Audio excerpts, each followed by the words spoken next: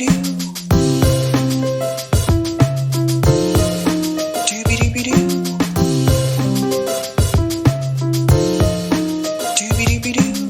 your host, Sabrina Salvati.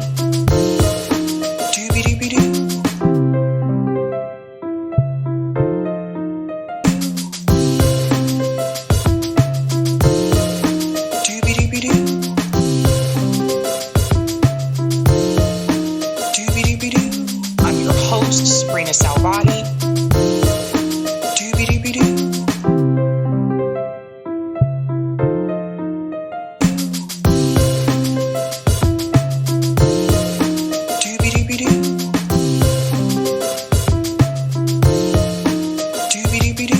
I'm your host, Sabrina Salvati. Welcome to Sabby Sabs podcast. I'm your host, Sabrina Salvati. My special guest today is a former Congresswoman, and she was also a candidate for president for 2008, running through the Green Party. Everyone, please give a huge welcome to Cynthia Mckinney. Thanks so much for coming on again, Cynthia.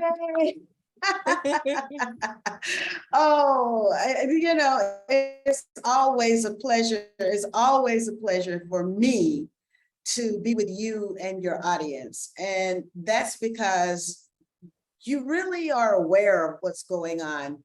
And we don't have to start from like kindergarten in terms of politics or political awareness. Your audience already gets it. You get it already. And so it's just a matter of having a really good, honest, down-to-earth conversation. But let me tell you, I just came from school myself because I just did it. Well, it wasn't an interview. It was more like a chat. But this gentleman just took me to school, and he started all the way back from, I guess, the Kennedy assassination.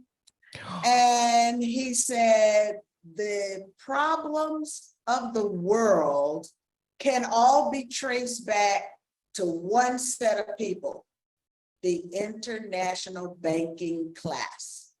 And he went from continent to continent. What happened? Okay. He went from continent to continent.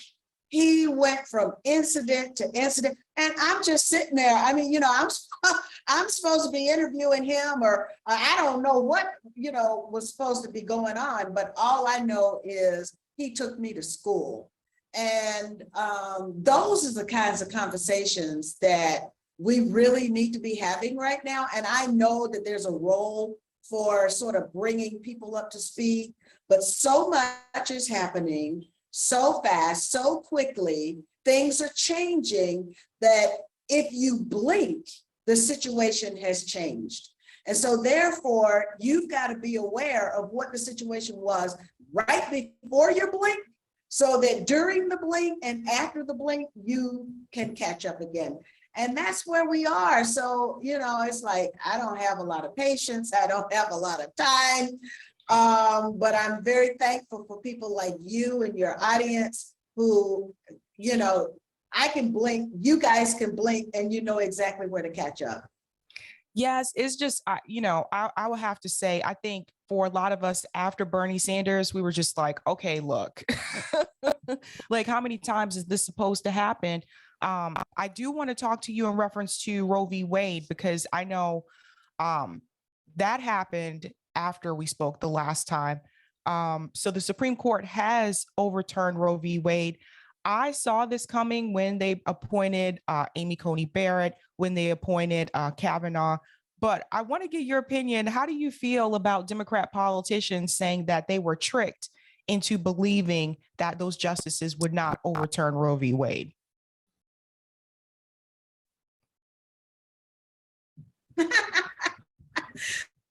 I'm not the expert on Roe v. Wade. But the moment Roe v. Wade, the decision was made, you understood that a political accommodation had been made because it was the time.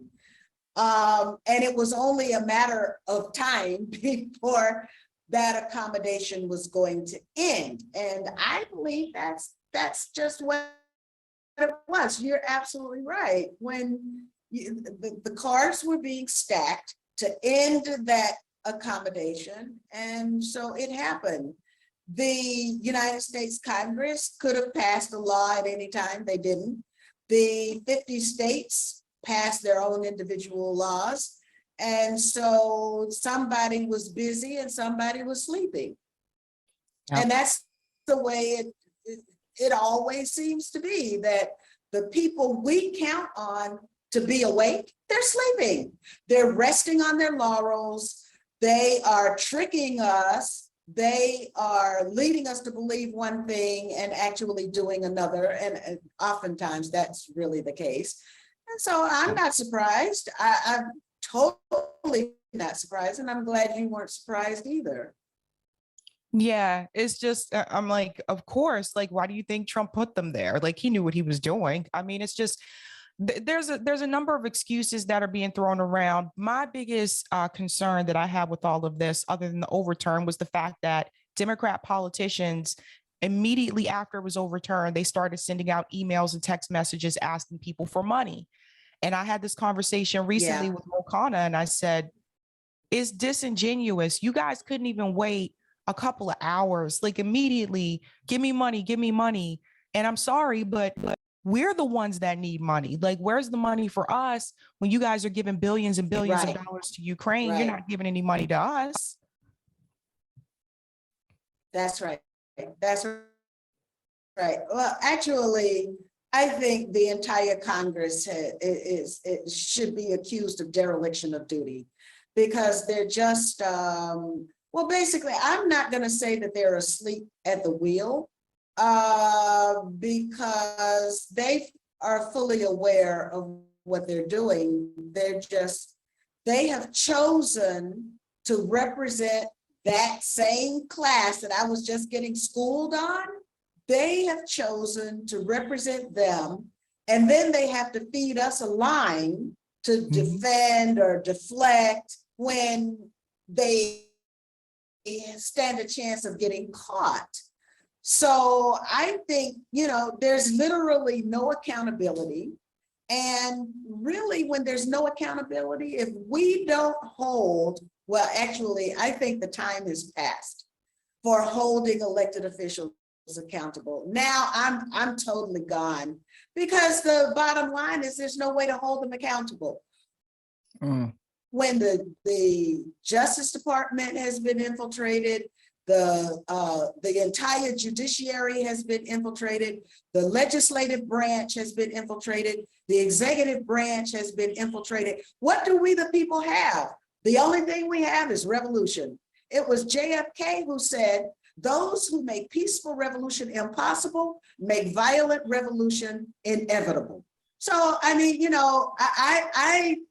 now I'm teaching my students, we need a different type of political system altogether.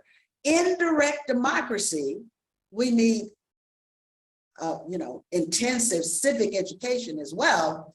But indirect democracy leads to kakistocracy, unpunished, unaccountable kakistocracy leads to psychopathocracy. And now we've got the psychopaths that are controlling the institution.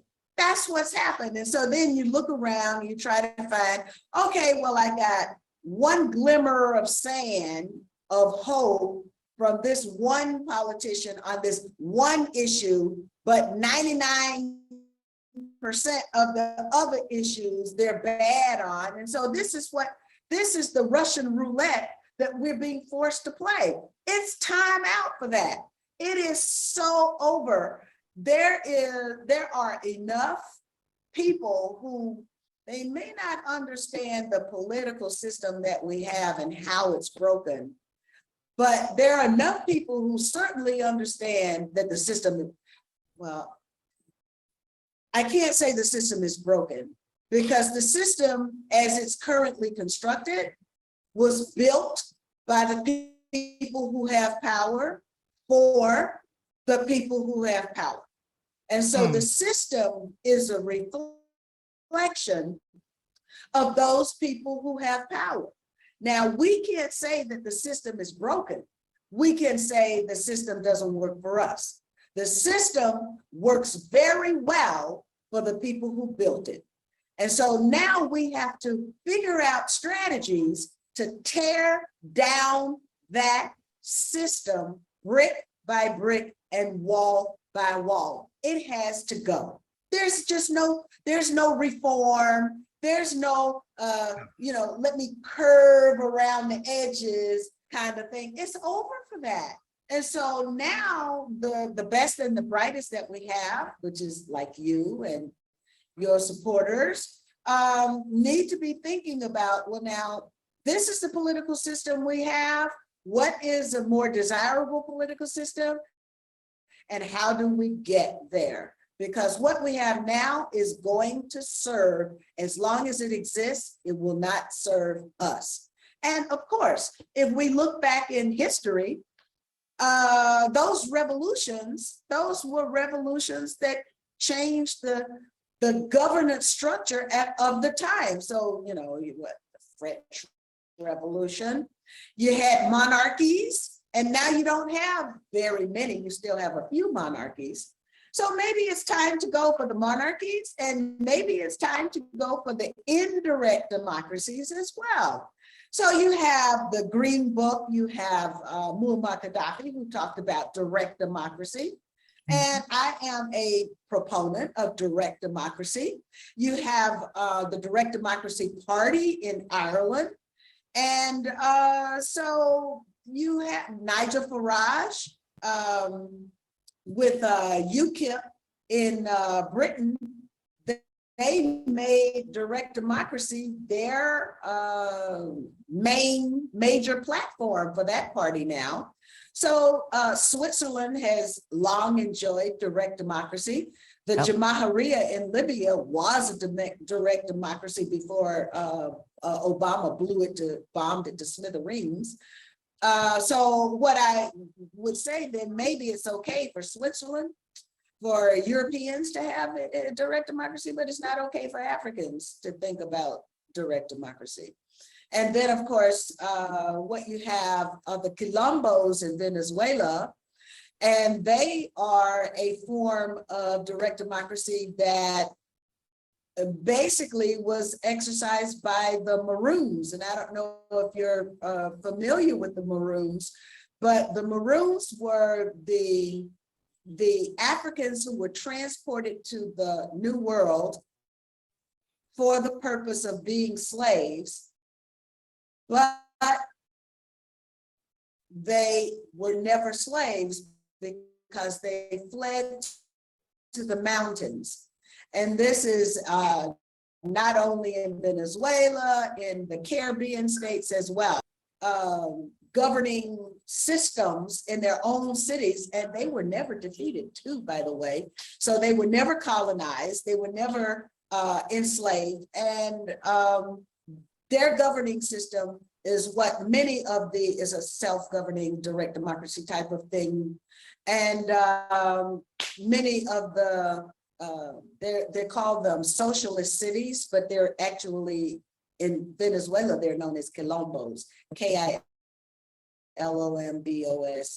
And they are the self-governing cities. So this is not, it sounds new, but it's not really new. It's old. It's probably the way human societies were run a very, very, very long time before so-called civilization. And so everyone who has a stake in the system has a voice in the system. That's the way it really ought to be.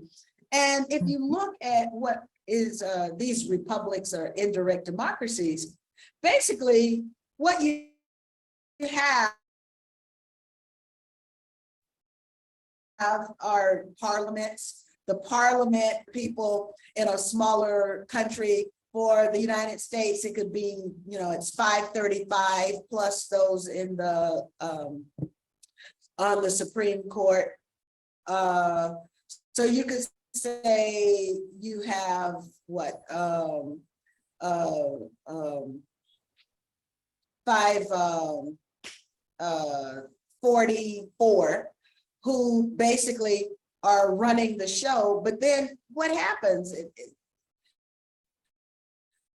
Those malevolent forces only have to influence 500 and say 550 people for 300 million people. So that's the major problem with indirect democracy. And as Gaddafi wrote in the Green Book, nobody can represent me better than me. I can represent myself. And the farmers, nobody can represent farmers better than farmers. The farmers can represent themselves, and that's what we're seeing over in the Netherlands now. Is that the farmers saying, what the heck with this? What the heck are you talking about? We raise food for the world. And now you're trying to shut us down. So in the end, I don't think Ro Khanna, AOC, what is that? Justice Democrats. I don't think any of them can represent me better than me. So let me represent myself and let's vote on public policy matters and everyone vote and make sure that everyone's vote is counted. And so then you get to the problem of counting. And line is that you've got the software in the electronic voting machines is proprietary, it's private software that's running public elections. Now, how crazy is that? So at every step along the way, you've got that international banking class that this gentleman was just taking me to school on. That class has inserted itself into the governance structure of just about every country on the planet, save Syria, North Korea, all of the pariah states. And so the reason that they're pariah states is because they want to be free and they protect their freedom. Libya used to be a pariah state. Yep. They didn't have any external debt. The whole, you very well know the whole spiel. And so now, the gold disappeared on day one when Tripoli fell. So the gold is gone. Same thing happened with Ukraine, by the way. Gold is gone. So now we have no way of knowing who has that gold. And the people of Libya have no way of knowing who got the gold. The people of Ukraine have no idea who has the gold. So this is the kind of thing that happens over and over and over again. And these people are doing this, and it's about time for us to stop doing the predictable thing. Everything that's predictable has already been predicted. And so therefore, the necessity of the people is to be unpredictable. You guys, the younger generation, I guess you're Generation Xers, I guess you are. So you guys have the technological skills, you have the brain power, you have everything that it takes in order to form the kind of organization. Paulo Freire gave us the tools for liberation: organization, cooperation, unity for liberation, and cultural synthesis, the creation of a whole new culture that's not based on oppression of anybody. That you've got the tools to do that. You've got the old guard like me who are definitely willing to help out. You tell us, give us direction, tell us what to do, keep us busy. And let's get on with the business of making the kind of transformational change that is necessary in order for us to be able to live whole lives. right now, we've got people who want to take our lives. I don't know if I told you, I did a research project on the health effects of the Western, because I didn't have access to information about, I think it's Sinovac, that's the Chinese one. And I didn't have information about the Soviet one, which, what did they call them? Their one too, not Soviet, sorry, the Russian one. So I don't have any information on those, but I did a research project on the Western vaccines and the side effects. And it's horrible that we are at this stage, that we are in this point, but so you take something that's called a vaccine, but of course, now I think the public is fully aware. Even my mom, even my mother called me up out of the clear blue sky a few days ago and said, Cynthia, I think you were right. I said, Mama, because I've been fussing at her for being a bit obtuse. And she said, I think what they're going to do is they're going to put Biden back in the basement. They're going to lock us up. They're going to stuff those ballots with those illegal boxes that they place everywhere around town. And then the Democrats are going to win again. I said, hallelujah. Now you're starting to think, Leola.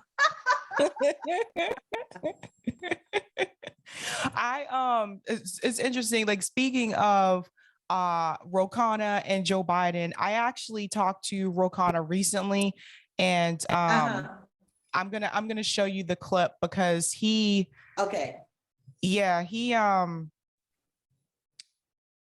I don't think this went too well for Ro Khanna. I'm just saying. Oh. Wow. Okay. Let me go. I think I shared the wrong thing. Let me see. Stop share. And then I'll make it bigger. Okay, that's better. So we talked about, we brought up the conversation about third parties. And I was just telling him that people are done with the third party system. And so this is what he had to say. He started to blame people for the reason why Hillary Clinton lost. So it didn't go too well for him, but I want to get your opinion on this. The majority of Americans want a third party. Neither Republicans or Democrats are actually helping the American people. Like, we see them helping corporations all the time. I would actually say that 2024 would actually be the time that a third party candidate could actually stand a good shot. Now, if there is an independent grassroots candidate who is standing for bold progressive policies, fine. But usually the independent third party candidates tend to be billionaires or celebrities. And it's not clear to me that those policies that they're going to advocate are going to be Medicare for all or free public college or the progressive policies that many people, your listeners, care about. Well, I happen to know one here locally pretty well who was grassroots third party candidate, and that was Dr. Jill Stein. And when she ran, we were guilt tripped to vote for Hillary Clinton. But I still say to this day that Jill Stein was the better candidate.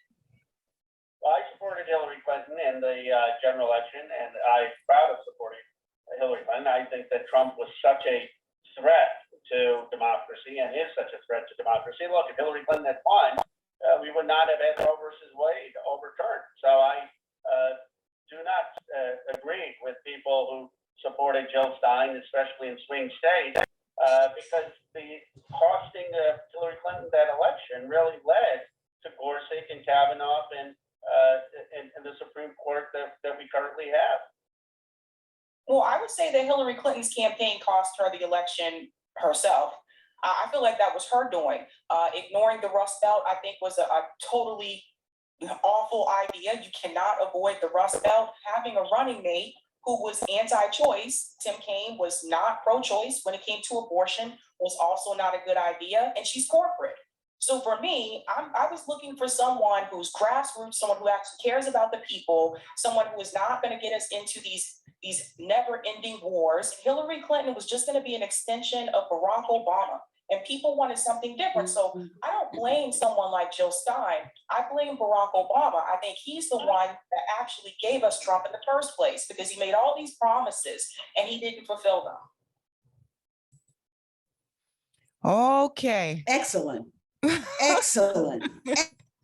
Excellent. That's right. You're absolutely right. So you see, sometimes I think about, I say, okay, if I were there, still in the Congress, would I have the courageous resistance to be able to say no to Nancy Pelosi? Now, I said no a lot of times.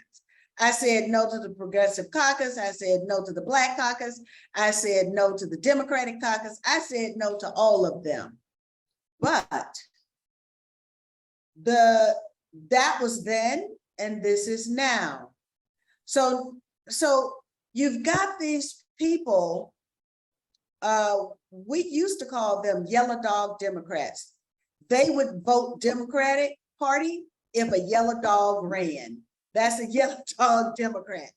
And so no matter what the Democratic Party stands for, if the Democratic Party stands for war, if the Democratic Party stands with monopoly capitalism, if the Democratic Party stands with the oligarchs that have been created inside the United States, then they are with the Democratic Party no matter what. And you've got a lot of labor unions now that betray their own membership, and they stand with the Democratic Party.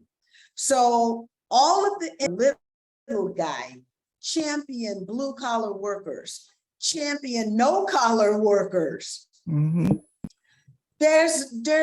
I mean, you're not going to get it from the Republicans. And so if you can't get it from the well, actually now you're getting it more from the Republicans than you are from Democrats. The whole, how can I say, the ground on which we stand has now had this tectonic shift, and what used to be north is now south, and what used to be south is now north. And that's so what used to be sort of the Democratic stronghold, you can go and you can see working class people in the Democratic Party know that they've been betrayed. And for Ro Khanna or anybody else to say, well, vote for us, or you should have voted for us, it's exactly like when the Democrats said impeachment is on the table during the election. And after they won the majority, then they took impeachment off the table. And so the Democrats have done nothing but betray the people time and time again. So now you're right to consider something other than the Democrats. And that's something other. We have to make no bones about it. We are able to stand up on our own 2 feet, and we can create. And the time for creation of something new has now arrived. Otherwise, there's not going to be very many of us alive to tell the story of what actually happened here. Yeah, that's true. All right, Cynthia, I have 2 more questions for you. I want to be, respectful of your time. Okay. I'm not sure if you saw what happened in North Carolina with third-party candidate Matthew Hoh. He was running through the Green Party, technically still is running through the Green Party, but the Democrats in North Carolina, they decided that they saw 5 signatures that they thought were questionable. So they decided to throw out all the signatures. They had a vote. It was 3 Democrats that voted against it, 2 Republicans that voted against it. Matthew Hoh met all the requirements to get on the ballot for North Carolina. So he's running for the Senate. And so they just threw it out. They also went to people's homes that signed for Matthew Hoh's campaign and basically asked them if they meant to actually sign it. And one of the people's homes that they went to actually got it on video. And he said, of course I meant to sign it. And they said, well, by doing this, this is taking votes away from the Democratic Party. And he said, well, yeah, exactly. He said, you guys should be further left. And so basically doing everything that they could to prevent him from getting on the ballot, because Matthew Hoh actually stands a really good chance. So he's got a lot of support there. Did you experience anything like that as well? Because, Jill Stein had her issues when she showed up to debate and they wouldn't let Jill Stein debate. Princess Blanding went through the same thing when she showed up to debate. And if you had these experiences, what do you think could be done differently to prevent this type of behavior from happening? Now, Matthew Hoh has filed a lawsuit recently with the Democratic Party in North Carolina, but I want to get your opinion about this trickery that the DNC or the Democratic Party will do to prevent third party candidates from having a real shot. Heck, the Democratic Party did that against me when I was a Democratic Party candidate. I mean, when I was a Democratic Party incumbent, the Democratic Party did that. So that's not really anything new. And basically, you have to figure out a way to fight them. And more people just have to say, well, I'm not going to be lulled into voting for a Democrat again. You have to say enough is enough and walk away from them. I advocated Grexit. What was it? The other one was some people, the yellow vests are saying Frexit for exit from France.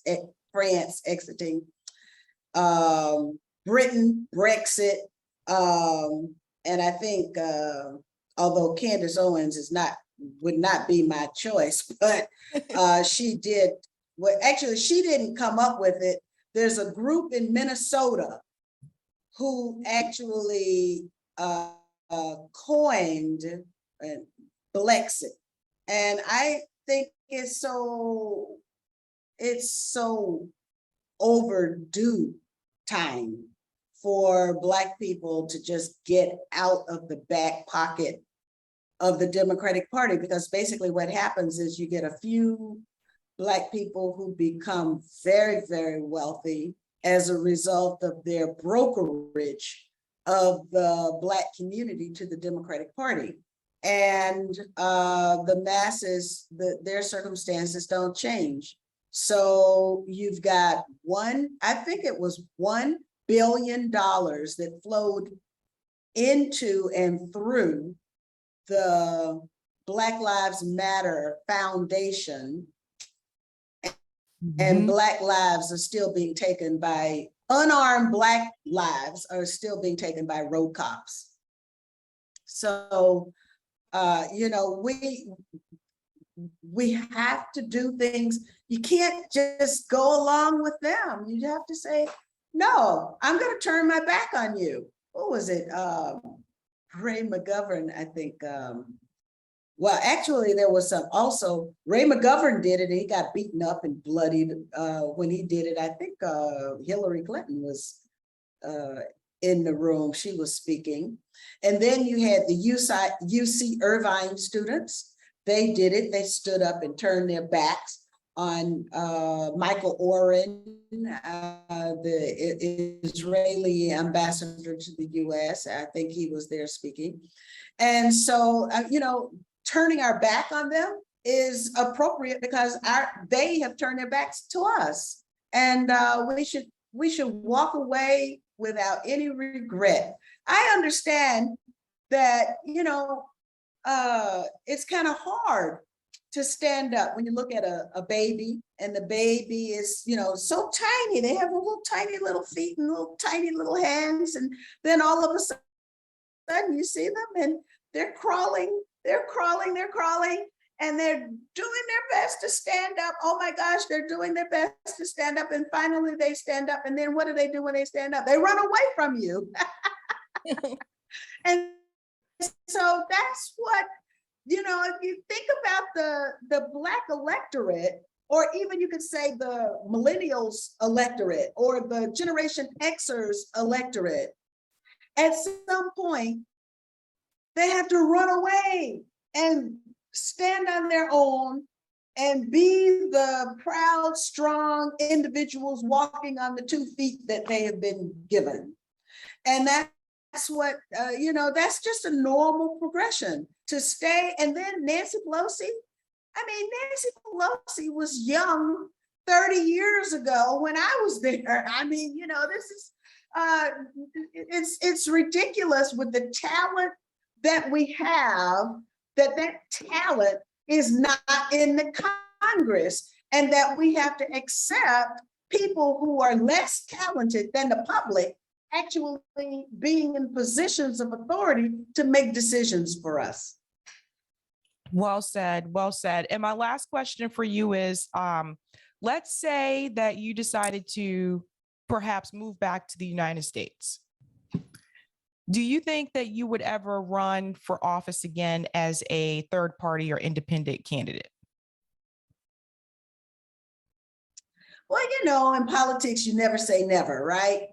But there's so many young people who need a chance to, I teach leadership too. And leadership is about allowing other people to lead, allowing other people to practice their leadership skills, to hone those skills on behalf of the larger community. So if I don't have to be the candidate. Somebody else can be the candidate who's a great candidate for the people. I would be just as happy. Cynthia, thank you so much. Thanks so much for coming on. Always a great time. Okay, thank you so much. Bye-bye. Bye.